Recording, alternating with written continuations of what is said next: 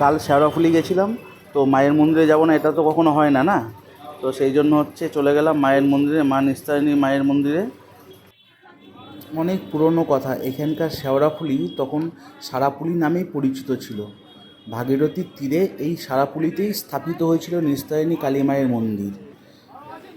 বাংলা 1234 সনের জ্যৈষ্ঠ মাসের কোনো এক শুক্লা পঞ্চমী তিথিতে এই মন্দিরটি প্রতিষ্ঠাতা করেছিল শেওড়াফুলি রাজবংশের রাজা হরিশ্চন্দ্র রায়। খুব সুন্দর জায়গা বন্ধুরা, তোমরা শেওড়াফুলি এলে অবশ্যই মা নিস্তারিণী এখানে আসবে, কারণ মা খুব জাগ্রত মা, এখানকার মা। পাশেই শিবের মন্দির রয়েছে একটা ছোট্ট, সাদা শিব, রাধাকৃষ্ণের মন্দির।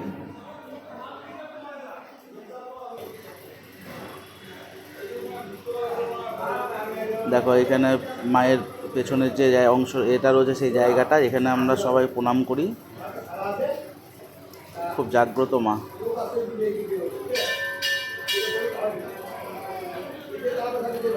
বৃষ্টি এদিকে পড়েই যাচ্ছে।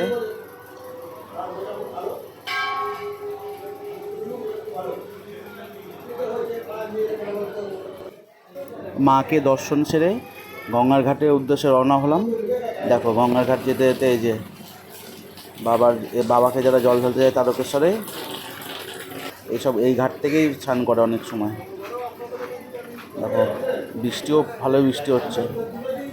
গঙ্গার ঘাটে একটা মন্দির, দেখো জল পুরো ভর্তি, পুরো গঙ্গার ঘাটটা পুরোটাই জলে ভর্তি রয়েছে, দেখতে পাচ্ছ তোমরা?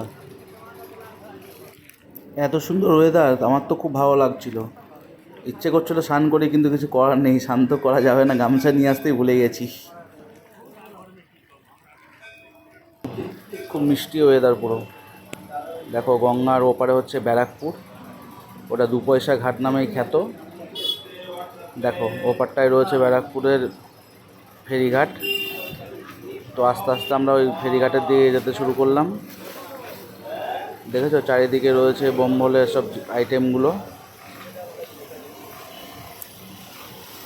এখান থেকে বন্ধুরা সবাই তারকেশ্বরে জল ঢালতে যায়, সবাই এখান থেকে এগুলো নিয়ে জল ঢালতে যায় সবাই মিলে। দেখো সামনেই রয়েছে শেওড়াফুলি ফেরিঘাট, যেটা 2 পয়সা ফেরিঘাট নামে। দেখো কত রকমের আইটেম, দেখো এই কাকা ঘন্টা নিয়ে বসে রয়েছে।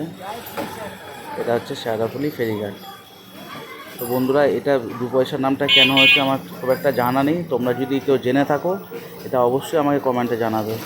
সবাইকে ধন্যবাদ।